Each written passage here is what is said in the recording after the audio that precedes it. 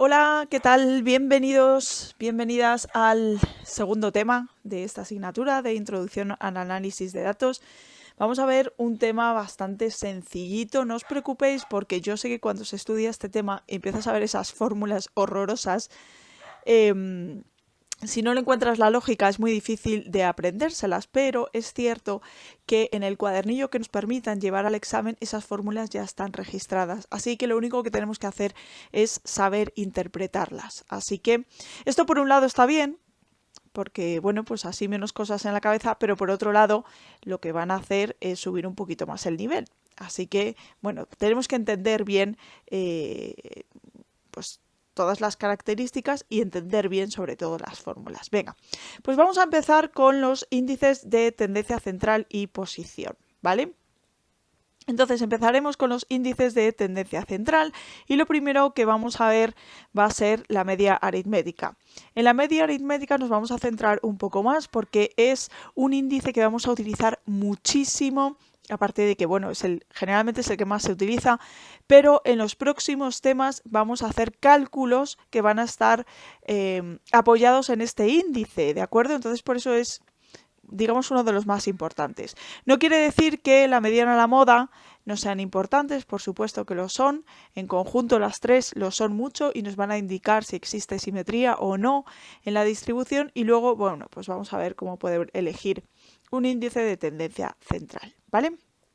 Así que vamos a empezar con la media aritmética. Aquí tenemos una fórmula, como digo, no se trata de que os la aprendáis, se trata de que sepáis interpretar cada una de las partes de la fórmula.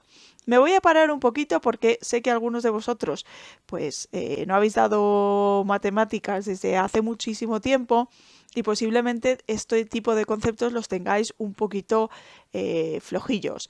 ¿Que te lo sabes? Adelantas un poco el vídeo y ya está, ¿vale? Porque bueno, esto me parece interesante. Y si no, pues bueno, siempre está bien escuchar esto porque nos recuerda, ¿no? Entonces, lo primero de todo es este símbolo que nos encontramos por aquí, ¿de acuerdo? Es el símbolo que siempre lo que hace es denotar un sumatorio, ¿vale? Entonces, ¿qué quiere decir eso? Que primero vamos a multiplicar las cosas que llevan ese sumatorio, ¿vale? Que es el primer símbolo que nos encontramos, y después lo que vamos a hacer es sumar todos esos resultados, ¿vale? Esto en una tabla es muy fácil de hacer y cuando empecemos a hacer ejercicios lo vamos a ver. Pero ahora, bueno, pues parece que se complica, realmente no es, ¿vale? Es decir, primero multiplicamos y luego sumamos. Recordemos la jerarquía de las operaciones, es muy importante saber cuál es la jerarquía de las operaciones. Primero de todo lo que vamos a hacer es multiplicar y dividir y después sumaremos y restaremos, ¿vale? Por eso está ahí el sumatorio. Vale, ¿sumatorio de qué? X sub i, n sub i, ¿vale? X sub i es cada uno de los valores que está tomando la variable. Si estamos hablando de notas sacadas en un examen del 1 al 10, pues será 1, 2, 3, 4, 5, 6, 7, 8, 9, 10, ¿vale? O sea, cada uno de los valores que se han tomado de esa variable. Eso es X sub i. Generalmente se va a representar por X o por Y, ¿de acuerdo? Pero son los valores de la variable, ¿vale? Lo que estamos estudiando. Y luego por otro lado tenemos n sub i, que es la frecuencia absoluta. Sin más, frecuencia absoluta. Quiere decirse, ¿cuánta gente ha sacado un 1? ¿Cuánta gente ha sacado un 2? ¿Cuánta gente ha sacado un 3? ¿Cuánta gente ha sacado un 4? ¿Vale? Entonces lo que vamos a hacer es multiplicar el 1 por la gente que haya sacado un 1. Multiplicaremos el 2 por la gente que haya sacado un 2, el 3 por la gente que haya sacado un 3. Y cuando tengamos todas esas multiplicaciones, lo sumamos. Eso es lo que quiere decirnos el sumatorio, ¿vale? Y cuando tengamos ese dato sumado, ¿de acuerdo? ¿Qué vamos a hacer? Pues lo vamos a dividir entre el total de datos, ¿vale?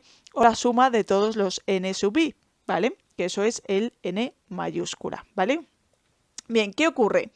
Que puede ser que en vez de estar con, aquí, esto es una rata, ¿vale? Digo, la fórmula habitual para las frecuencias absolutas, perdón, se me ha ido. La fórmula habitual para las frecuencias absolutas de la media, no, frecuencias relativas, ¿vale? Esto aquí, ¿ves? Me he cambiado las.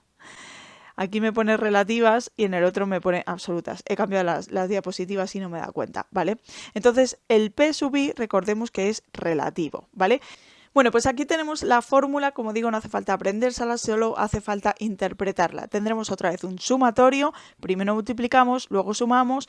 ¿Qué vamos a multiplicar? Frecuencias relativas por frecuencia absoluta, ¿vale?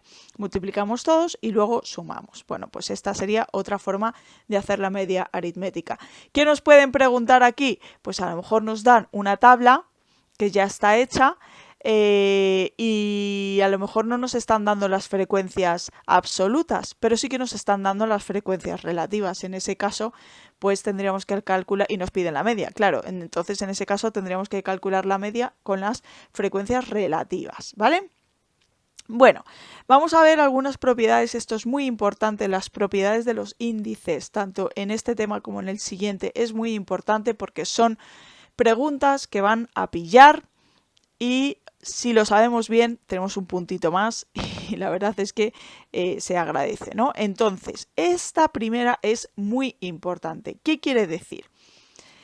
Que cuando tú sumas cada uno de los valores menos su media, es decir, tú haces, imaginaros que en el examen que habíamos dicho, la nota media es un 6,5, ¿vale? Pues cada uno de los valores que han sacado los alumnos en el examen, ¿vale? Menos su media, te va a dar un valor. Si sumas todos esos valores, al final te da 0, ¿vale? Esto hay que sabérselo.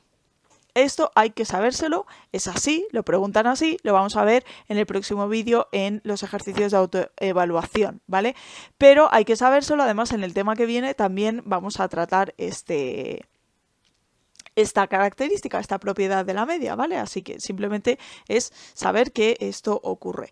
Sería muy rebuscado que nos pusieran un ejercicio de, por ejemplo, calcula, que no me den un valor, ¿vale? De la variable y que basándome en esta propiedad tuviera que buscar ese valor. ¿Se puede? Sí. ¿Por qué? Porque sabemos que es igual a 0. Entonces sería despejar una ecuación.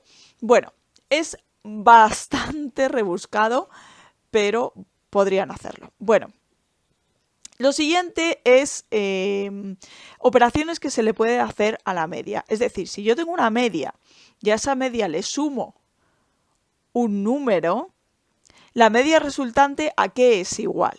En ese caso, la media resultante sería la media anterior más el número, ¿vale? Es decir, el número, la constante, no se ve afectado por la media, ¿vale? Esto yo normalmente lo he visto siempre como que te pedían demostrarlo. Aquí lo pasan por alto, no nos piden demostrarlo, muchísimo mejor, ¿vale? Y ocurre lo mismo con un cambio de escala, ¿de acuerdo? Si le multiplicamos un valor a la media que ya tenemos, ¿cuál será la media resultante? Pues ese valor multiplicado por la media, ¿vale? Esto que parece muy lógico, bueno, pues nos pueden sacar algún examen, alguna pregunta así un poco rebuscadilla, pero bueno, veremos si luego en exámenes aparecen este tipo de preguntas, ¿vale? Y luego vamos a pasar a lo que se llama la media ponderada, ¿de acuerdo? La media ponderada lo que hace es calcular la media de un grupo de muestras, ¿vale? Entonces no basta con hacer la media de todas las muestras, de todas las medias de todas las muestras, ¿vale? Repito, es decir, si tú quieres calcular la media de varias muestras, no basta con calcular la media, ¿vale? La media de todas las medias de todas las muestras. Lo que tenemos que hacer es ponderarlas. ¿Qué significa ponderar? Pues si tú tienes una muestra de 5 individuos y otra muestra de 10 y otra muestra de 15, pues entonces lo que tienes que hacer es calcular qué tanto por ciento representan cada una de ellas, ¿de acuerdo? Cada una de esas muestras sobre el total, sobre la población total que estamos estudiando, o sobre la muestra, mejor dicho, total que estamos estudiando. ¿Cómo lo hacemos aquí? Pues esta fórmula lo que nos dice es que estamos ponderando, ¿de acuerdo?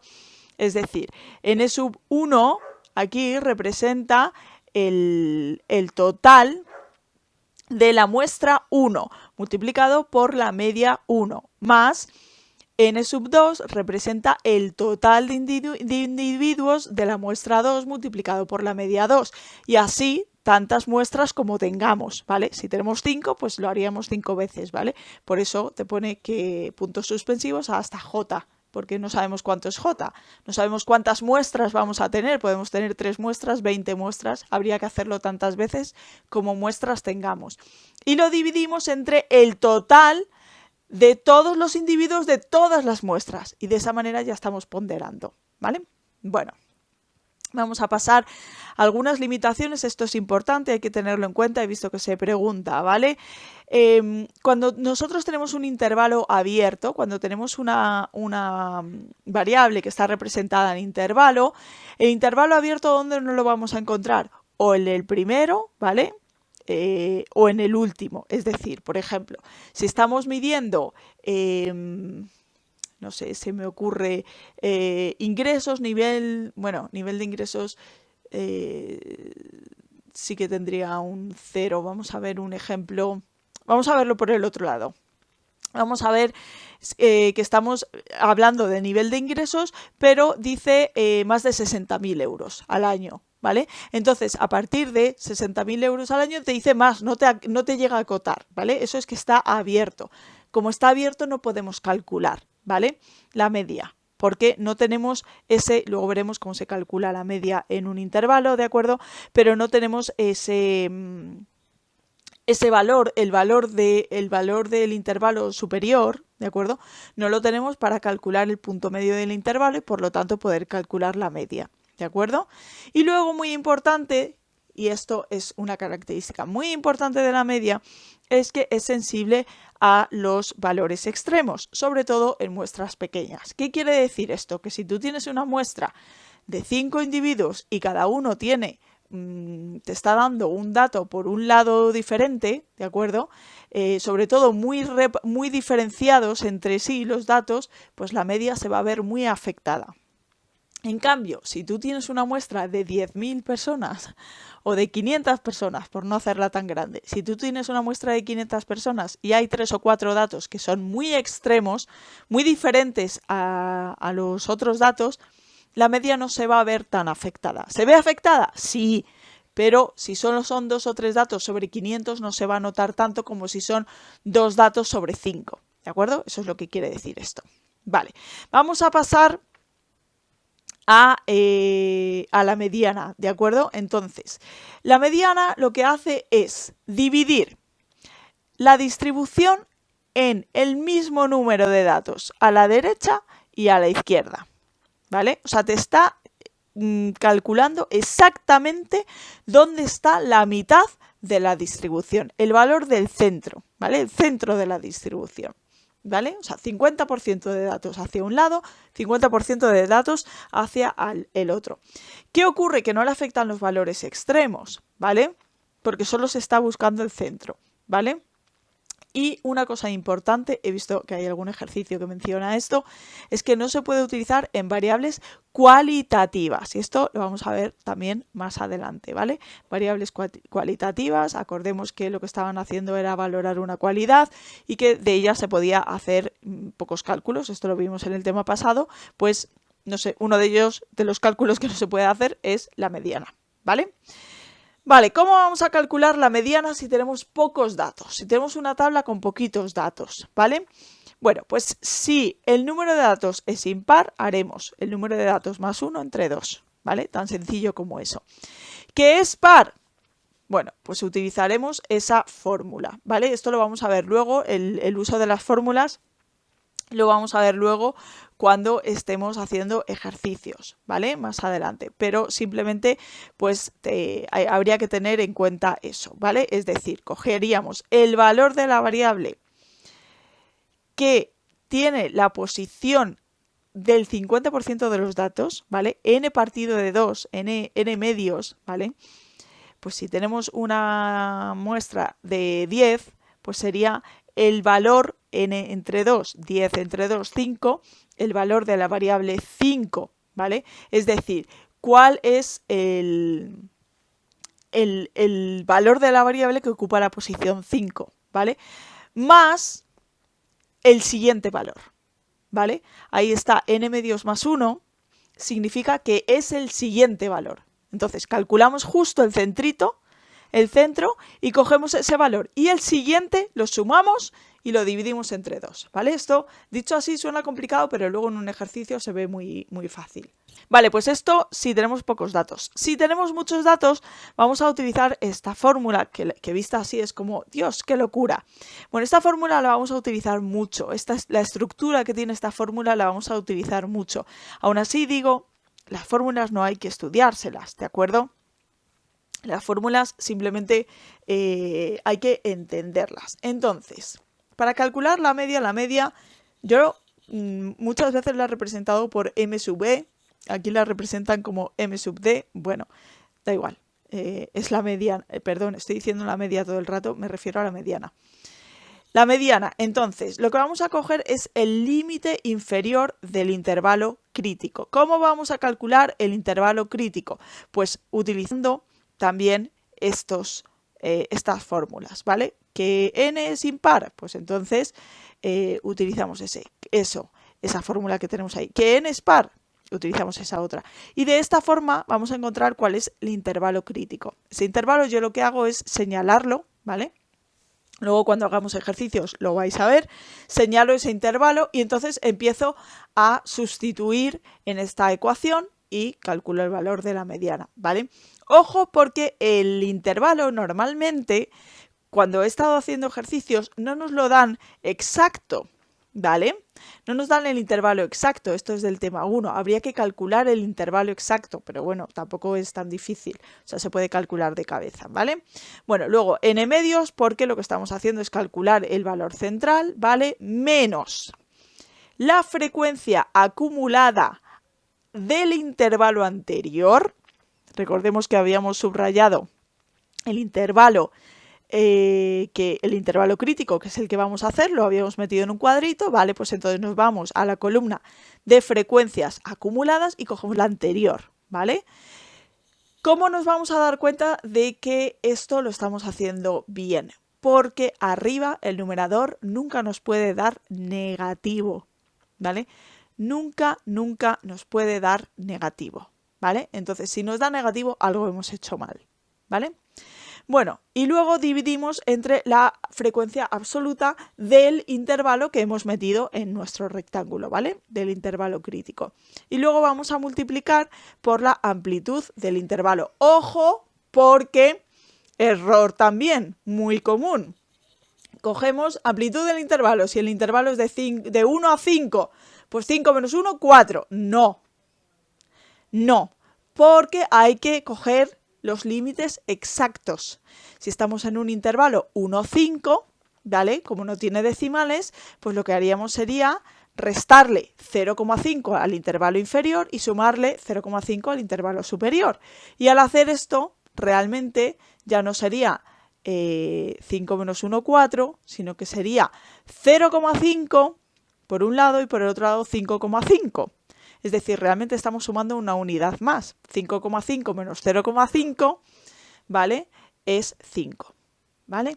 No es 4 como antes. Esto es importante tener en cuenta esto porque nos puede pasar que vayamos muy rápido y nos digan ¿cuál es la amplitud del intervalo? O ¿cuál es la mediana? Y nos pongan la mediana calculada con el intervalo sin límites exactos y la mediana calculada con el intervalo con límites exactos.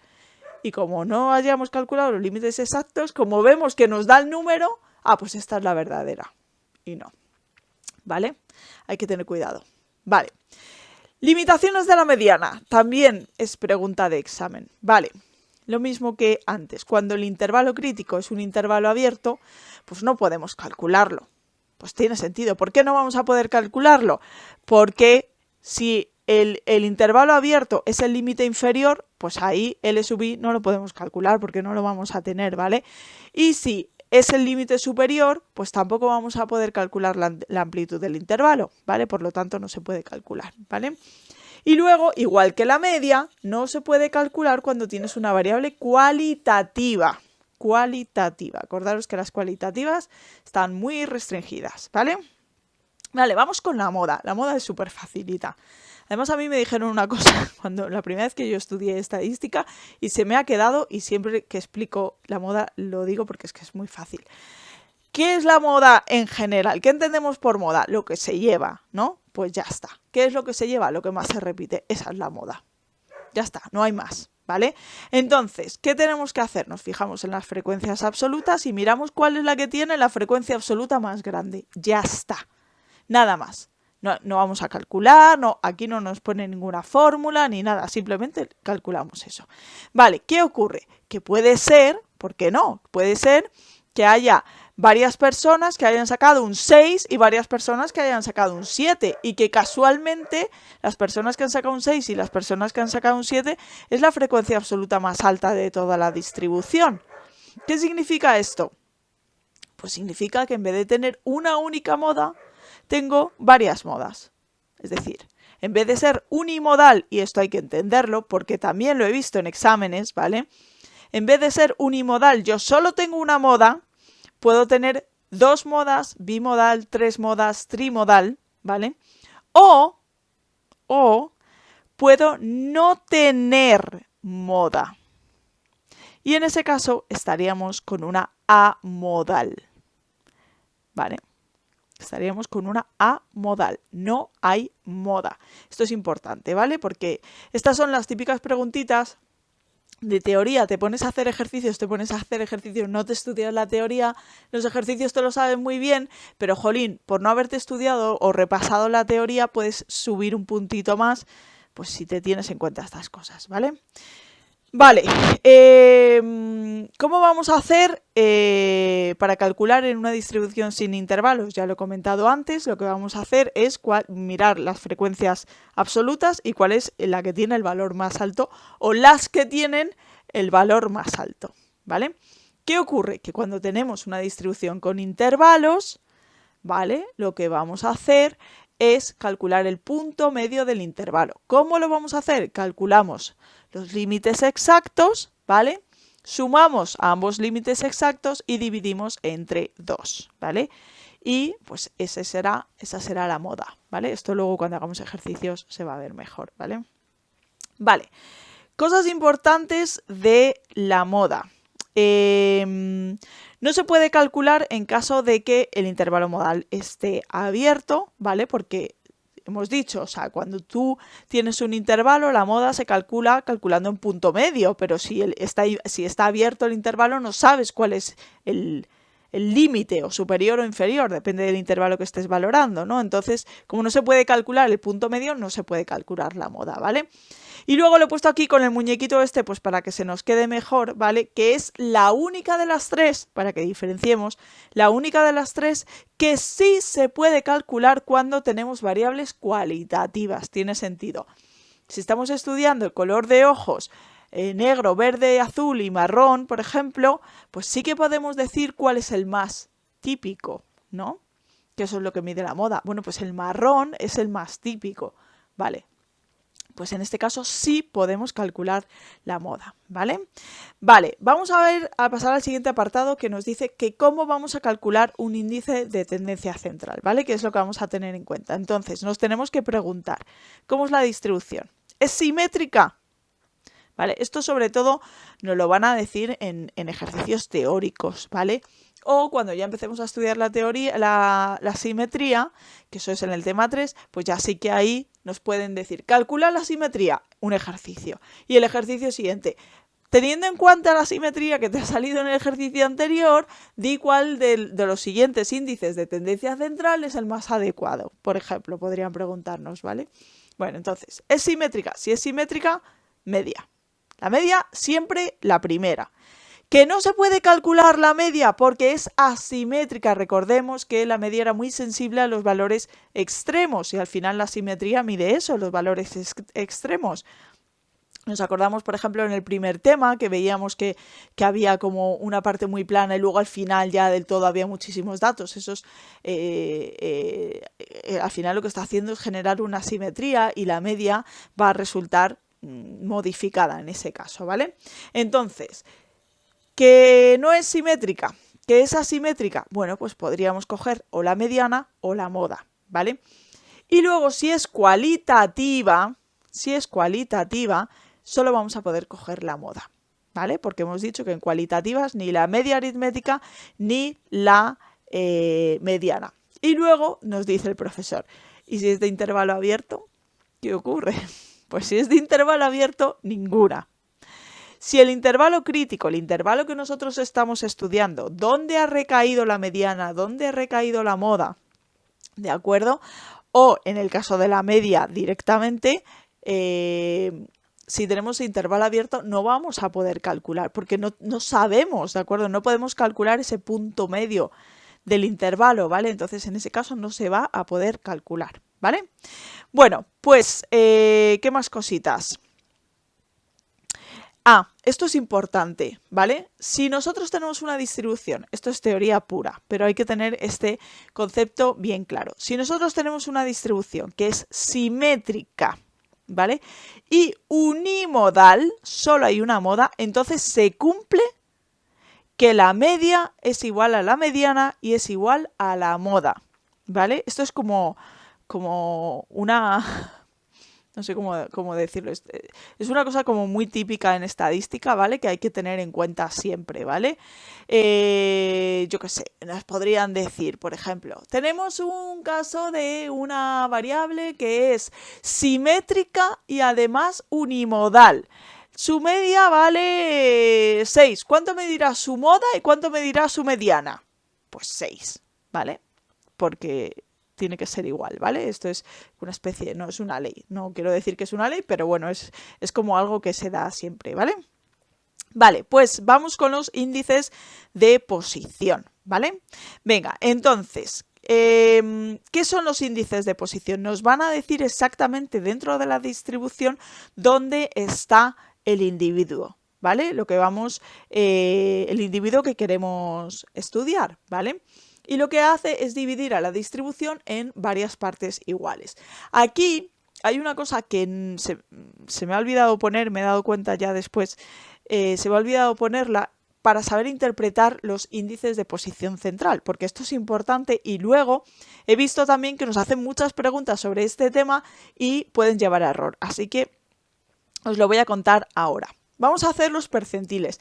Todo lo vamos a hacer en base a los percentiles, ¿vale? Porque los percentiles al final miden todos, ¿vale? Los percentiles, ¿qué hace? Divide la distribución en 100 partes, ¿vale? 100 partes iguales y nos da 99 valores. Esto, que es lo típico que tú ves en el libro y dices, esto es una tontería, paso. Pues lo pregunta. Esto lo preguntan, ¿vale? Esto que acabo de decir, ¿en cuántas partes? Además es que luego en los ejercicios de autoevaluación lo vamos a ver. ¿En cuántas partes iguales se mide, yo qué sé, los deciles? ¿Y cuántos valores obtenemos de los deciles? ¿Vale? Siempre es uno menos. El número de valores, uno menos o, bueno, uno menos según lo que estemos viendo, ¿vale? Si estamos viendo percentiles, sí que es uno menos, ¿vale? Pero siempre es como el anterior, ¿vale? Digamos de alguna manera. Y, o sí, bueno, uno menos, porque K siempre va a ir en... Estoy pensando en voz alta. Siempre es uno menos, ¿vale? Y luego el número de partes iguales, pues depende. Si estamos en percentil, centil nos suena a 100, ¿vale? Decil nos suena a 10, por lo tanto serán 10 partes iguales, 9 valores, ¿vale? Cuartil, ¿vale? Cuartil lo divide en 4, ¿vale? Y nos da 3 valores, ¿vale? ¿Por qué nos da un valor menos? Pues vamos a ver. Si tú tienes, vamos a hacerlo con cuartiles, que se ve, como son más cortos, se ve mejor. Tú tienes el cuartil 1, ¿vale? Que te divide el 25%, cuartil 2 te divide el 50%, cuartil 3 te divide 75% y cuartil 4 te está dando toda la distribución. Nadie quiere saber el cuartil 4 porque tú ya sabes cuál es toda la distribución. No tiene ningún sentido, ¿no? O sea, no hay nada ahí que tengas que estudiar, ¿vale? Por eso siempre es uno menos, ¿vale? Entonces, ¿cómo lo vamos a calcular? Pues lo primero que tenemos que hacer es multiplicar n, en este caso n se refiere a el total de datos de la distribución, por el número que queramos calcular. Si nos están pidiendo percentil 35, k será igual a 35. ¿Que nos piden decil 7? Pues en ese caso decil 7, bueno, me adelanto. Decil 7 es igual a percentil 70, ¿vale? Y K sería igual a 70, ¿vale? Y fijaros que esta fórmula realmente es la misma que la de la mediana. Es que de hecho la mediana es un percentil, es un decil y es un cuartil también, ¿vale? Entonces por eso no explico aquí cuál es cada uno de los resultados, porque si nos vamos para atrás, a ver si la encuentro, si nos vamos para atrás es exactamente lo mismo. Lo que pasa es que aquí tenemos n entre 2, ¿de acuerdo? Y aquí tenemos n por k entre 100. Es decir, el cálculo de la mediana es un caso concreto de uso de esta fórmula, ¿vale? Bueno, pues equivalencias importantes que tenemos que sabernos. No os las aprendáis de memoria, pensarlo con lógica, porque tiene mucha lógica. El decil, ¿qué hace el decil? El decil te divide en partes, o sea, en partes de 10, ¿no? O sea, en 10 partes, mejor dicho. Nos divide en 10 partes. Entonces, ¿a qué equivale la mediana? Si la mediana nos dividía el 50% de la distribución, pues ¿cuál es la mitad de 10? 5.